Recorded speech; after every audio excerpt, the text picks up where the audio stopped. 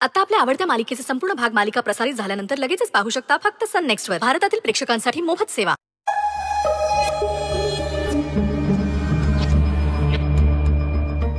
आज काय share market पडून राहिलं का? मग ते गव्हर्नमेंटने एफडी वरचा ते काय म्हणते ते इंटरेस्ट ऑफ रेट तो कमी केला का? तू तर सट्टा बाजारातले आकडे पण खेळत नाही ना, मग असं लाखोचं नुकसान झाल्यासारखं तोंड कामून पाडून राहिली. कारण काही प्रश्नांची वेळीच उत्तरं नाही मिळाली ना तर करोडोंचं नुकसान होऊ शकतं. म्हणजे चंद्रमुखी काय म्हणाल्या होत्या? आदितीच्या अस्थींचं विसर्जन केल्यानंतर तिच्या आत्म्याला मुक्ती मिळेल, मग ती घरातून कायमची निघून जाईल. बरोबर. त्याचप्रमाणे यशदादाने आपल्यासमोर अस्थींचं विसर्जन केलं. हे पण तू अगदी बरोबर बोलून राहिली.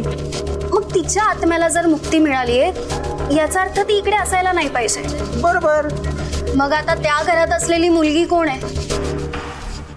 बापरे, हा प्रश्न तर अगोदर माझ्या डोक्यात यायला पाहिजे होता. मला कसं सुचलं नाही? कारण आधीच तुझं वय झालंय आणि त्यात तुझी दारूची सवय सुटत नाहीये. मामा, असंच चालू राहिलं ना तर एक दिवस तू स्वतःला विसरशील. ठीक आहे ठीक आहे, मी मान्य करतो मला काही कळत नाही ते. तुझं काय? तुला तरी माहिती आहे का ती पोरगी नक्की कोण आहे ते? नाही ना मामा, एवढा वेळ विचार करूनही मला तिच्याबद्दल काहीच सांगता येत नाहीये. मग आता काय करायचं? तूच सांग काय करायचं. आता काय करायचं मी काय सांगू तुला? हा, ज्या चंद्रमुखी ताईमुळे प्रश्न पडला तीच उत्तर देईल ना.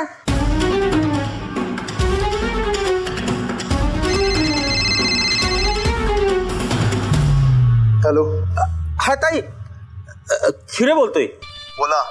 नाही म्हणजे तुम्ही सांगितल्याप्रमाणे तो जो अस्थि विसर्जनाचा कार्यक्रम आहे ना तो आम्ही अगदी योग्य पार पाडला.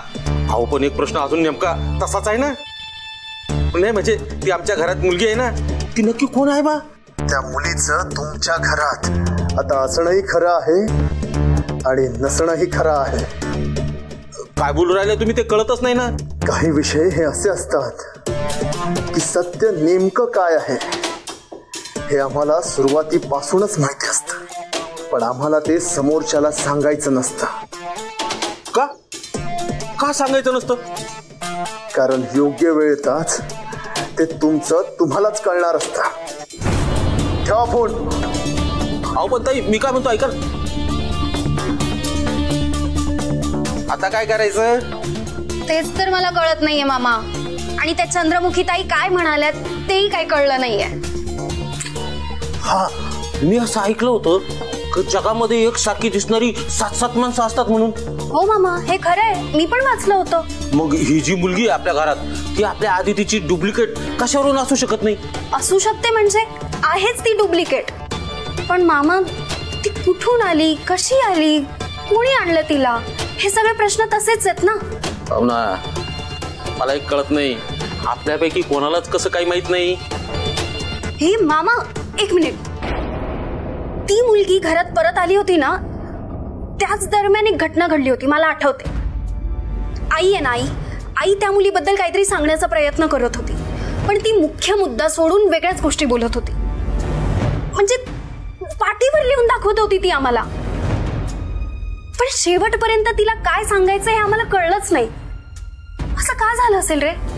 तिला नक्कीच कुठल्या तरी शक्तीने अडवलं असणार. जाऊ दे रे मामा, तू असं शक्ती वगैरे काय बोलायला लागला ना मला अजून टेन्शन येतं. एक काम करूया, आपण या विषयावर बोलूयाच नको.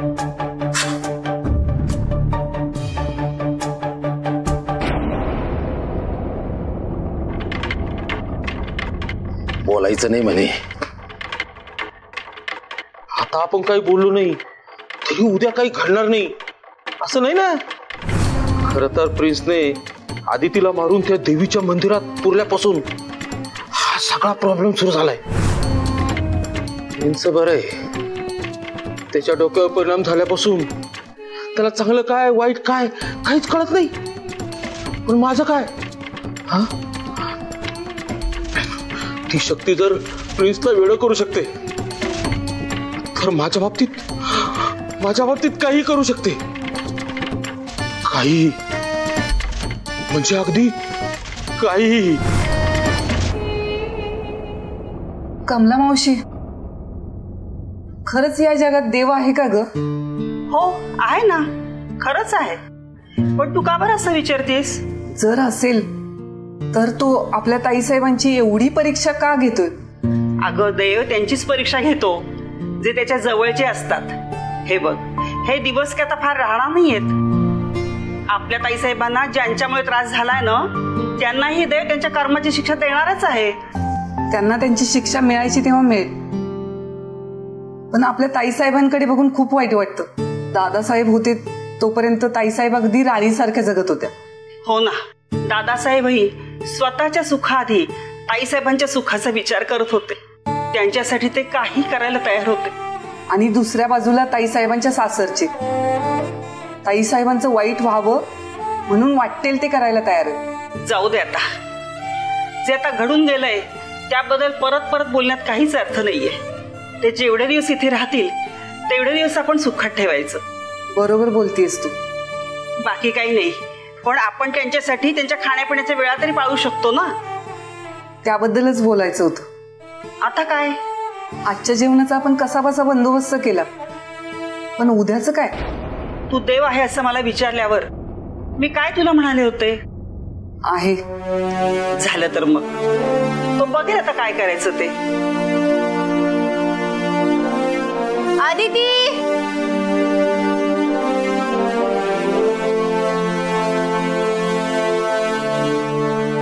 काय ग चिमणे, कधीपासून हाका मारते मी तुला, ओ देता येत नाही? काय झालं बाळा, तुझ्या डोळ्यात पाणी काय? तुला कोणी काही बोललंय का? नाही. मग तू इथे अशी का बसलीयस? काय झालंय? तुला एक विचारू? विचार ना. तुला माझ्याकडे बघून काय वाटतं? हा काय प्रश्न आहे? काय वाटतं म्हणजे? तुला असं नाही वाटत मी तुझ्यासाठी बॅड लक आहे? काय बोलतेस तू? आणि असं का बोलतेस तू? मी विचार करत होते, मी जेव्हा माझ्या आई बाबांकडे होते तेव्हा ते गरीब होते. रस्त्यावर खेळ केल्यावरच खायला मिळायचं. आणि आता तुझ्याकडे आले, मी तुझ्याकडे येण्याआधी तू श्रीमंत होतीस. तुझ्याकडे आल्यावर गरीब झालीस. मोठ्या घरातनं अगदी छोट्या घरात राहायला आलीस. म्हणजे नक्की मीच बॅड गर्ल आहे? अजिबात नाही. तू माझी गुड गर्ल आहेस आणि कायमच गुड गर्ल राहणार आहेस. आणि बाळा, माझ्यासाठी लहान मोठं घर असं काही नाहीये. जिथं माझं पिल्लू माझ्या सोबत आहे ती झोपडी माझ्यासाठी महालासारखी आहे. हे तू माझ्या समाधानासाठी बोलतेस ना? अजिबात नाही. तू तुझ्या नावाप्रमाणेच माझी शक्ती आहेस. तू माझ्या सोबत असताना मी कुठल्याही परिस्थितीशी दोनात करू शकते, जसं आदिती माझ्या सोबत असताना करत होती. आदिती ताई, ए आई, आदिती ताई जर आपल्यासोबत आता असती तर आम्ही खूप मज्जा केली असती. एकत्र खेळलो असतो, अभ्यास केला असता, मस्ती केली असती आणि भांडणं सुद्धा केली असती. आई, तू आदिती ताई बद्दल काहीतरी सांग ना. काय आणि किती कसं सांगू तुला? आदिती जिवंत असेपर्यंत मी तिची आई होते, पण ती गेल्यानंतर ती माझी आई आणि मी तिची मुलगी झाले. तीच माझी काळजी घेत होती, वास्तवाची जाणीव करून देत पुन्हा पुन्हा मला भानावर आणत होते. आदिती इथेच कुठेतरी असणार, नक्कीच. हो, मलाही नेहमी तेच वाटतं. ती इथेच कुठेतरी आहे, आपल्या आजूबाजूला. ती गेली आणि तू आलीस. तिच्यानंतर तिच्या इतकंच तू मला सावरलंस. आज तुझ्यामुळे मी उभी आहे आणि माझ्यामुळे माझ्यावर अवलंबून असणारे उभे राहणार आहेत. पण मग आता आपण काय करायचं? लढायचं. एकमेकींसोबत घट्ट जोमाने उभं राहून लढायचं. आणि मला खात्री आहे, जिथे आई आणि शक्ती एकत्र आहेत आणि त्यांच्या मनात आदिती कायम असणार आहे, तिथे त्यांना कोणीही हरवू शकत नाही. मग आईच्या बरोबरीने लढणार आहेस का आधीसारखं रडणार आहेस? लढणार.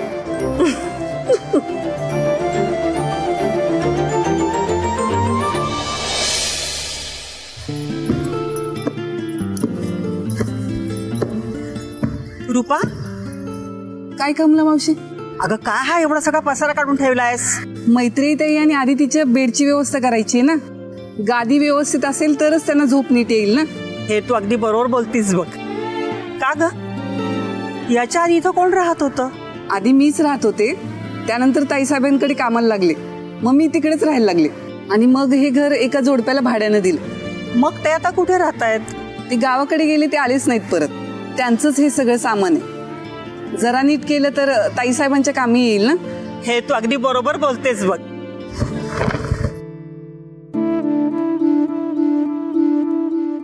पण मी काय म्हणते कमला मावशी, बोल, काय म्हणतेस? आजच्या जेवणाची तर सोय झाली, पण उद्याचं काय? उद्याच्या जेवणाचा कसा बंदोबस्त करायचा? पैशांचं काय करायचं? देवाला आपली कितीही काळजी असली तरी माणसाच्या मदतीला माणूस आल्याशिवाय पैशाची सोय होत नाही. हे अगदी तू बरोबर बोलतेस बघ.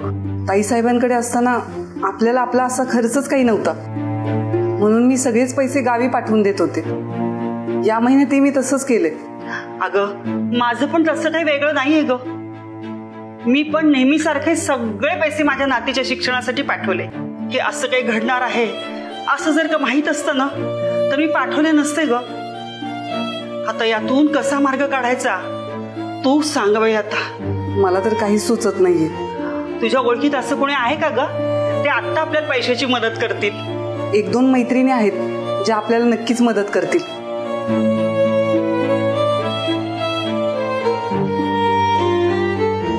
हॅलो लक्ष्मी, अगं ऐक ना.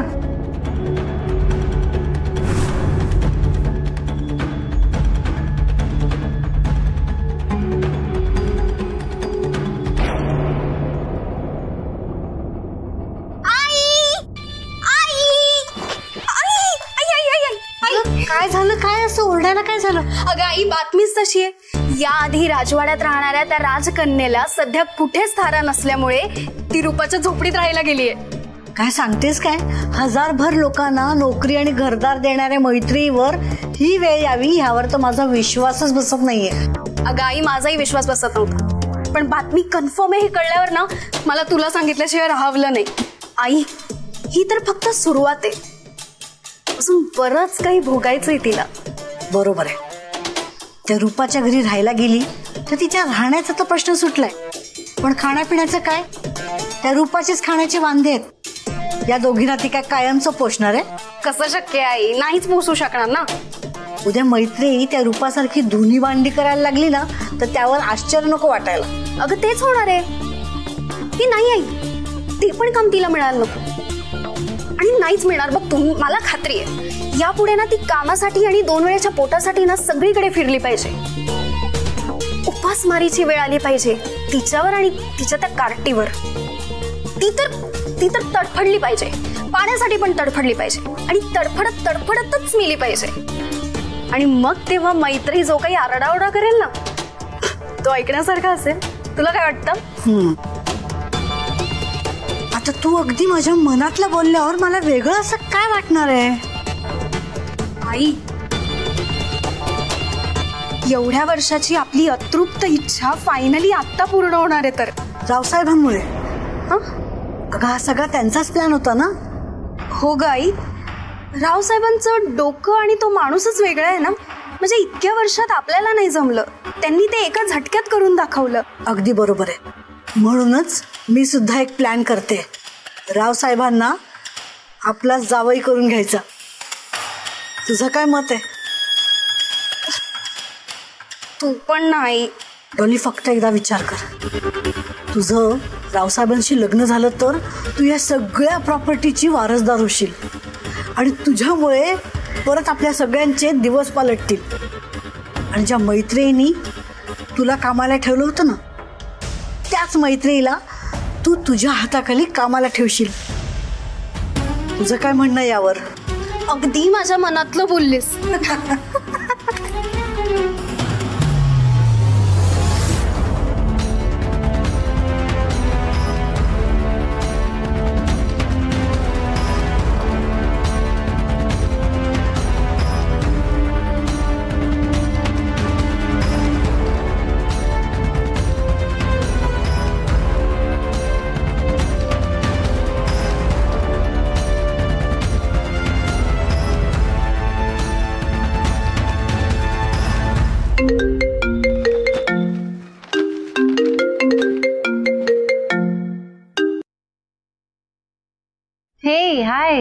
हाय मैत्री, कशी आहेस?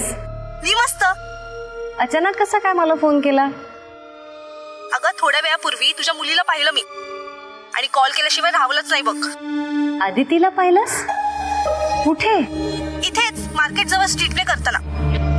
तू तिला स्ट्रीट प्ले करायला पाठवलेस का? काय बोलतेस तू? मी आदितीला स्ट्रीट प्ले करायला का पाठवीन? पण आदिती घरीच आहे. अगं मी स्वतः तिचा व्हिडिओ शूट केलाय. तुला विश्वास बसत नाहीये ना? थांब मी तुला पाठवते.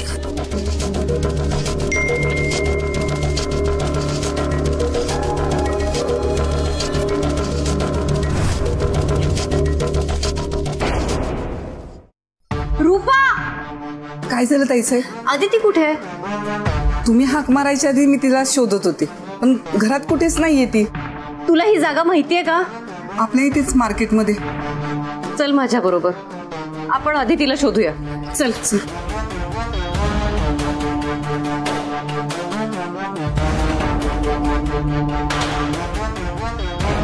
10, 20, 30.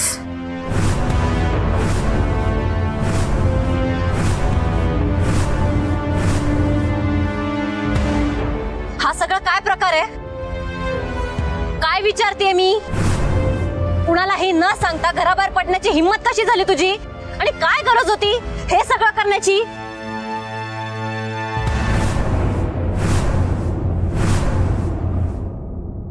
बोलतेस की देऊ एक फटका? आदिती कोणालाच काही सांगणार नसली तरी तिच्या रूपा मावशीला सगळं खरं खरं सांगणार आहे. हो ना आदिती?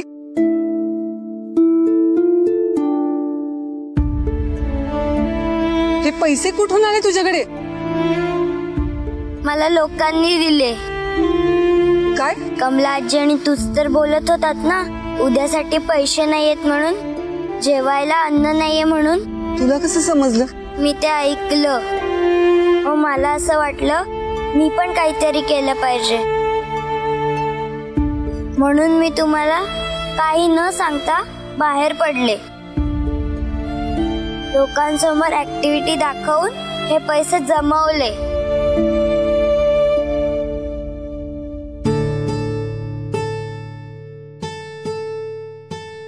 माझ्यामुळे अजून किती जणांना त्रास होणार आहे? माझ्यावर अशी वेळ आली की आज माझ्याच मुलीला मला जेवण देता येत नाहीये 2 वेळेचं. ताईसाहेब प्लीज असं काही बोलू नका ना. हो का बोलू नको? सांग ना, का बोलू नको? आज माझ्यामुळे 2 वेळच्या जेवणाचा विचार करावा लागत असेल, तुमची झोप उडत असेल तर मी का बोलू नको? हे काय कमी होतं का की आज आदितीला असं वागावं लागलं? हे सगळं माझ्यामुळे घडतंय. मीच कारणीभूत आहे या सगळ्याला. माझ्यामुळे तुम्हाला पैचा हिशोब करावा लागतोय. असं अजिबात नाहीये. उलट या सगळ्याकडे मी आणि कमला मावशी एक संधी म्हणून बघत होतो. तुमच्याकडे कामाला असताना तुम्ही आमच्या सगळ्या गरजा पुरवत होतात. आमच्याकडे यावेळी काहीच पैसे नसले तरी तुमची सेवा करण्याची संधी आम्हाला गमवायची नव्हती. आणि याबद्दलच बोलत असताना हिने आमचं सगळं बोलणं ऐकलं. आई सॉरी ग, माझ्याकडून काही चुकलं असेल तर प्लीज मला माफ कर.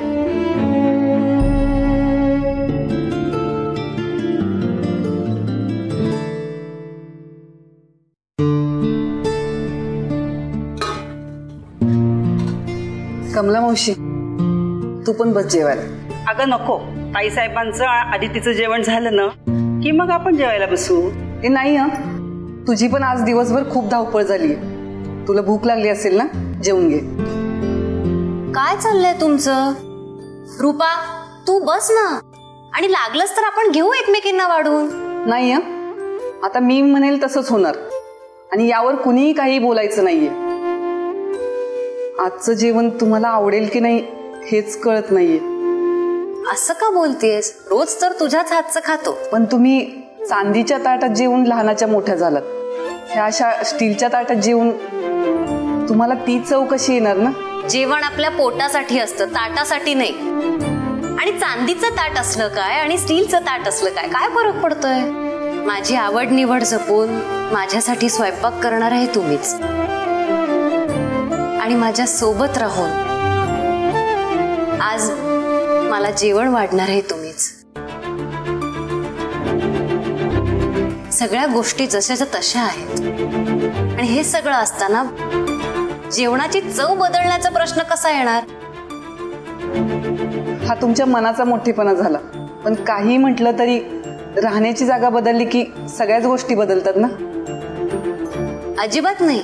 आपण काय खातो, कुठे राहतो यापेक्षा आपण कोणासोबत राहतो आणि कोण आपल्याला आग्रहाने खाऊ घालते हे जास्त महत्वाचं आहे. माझ्यासाठी माझी जागा जरी बदलली असली तरी माझी हक्काची माणसं अजून तशीच आहेत.